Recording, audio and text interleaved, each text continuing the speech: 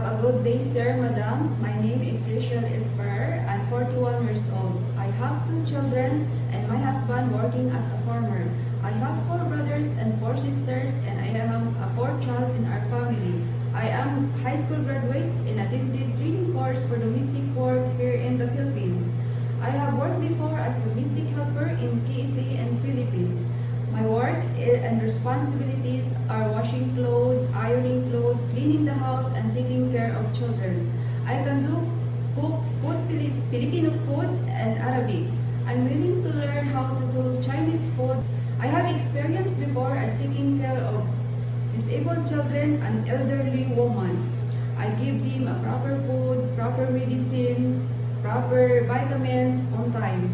I keep them shower every day and change diaper if needed. I love them as my own family.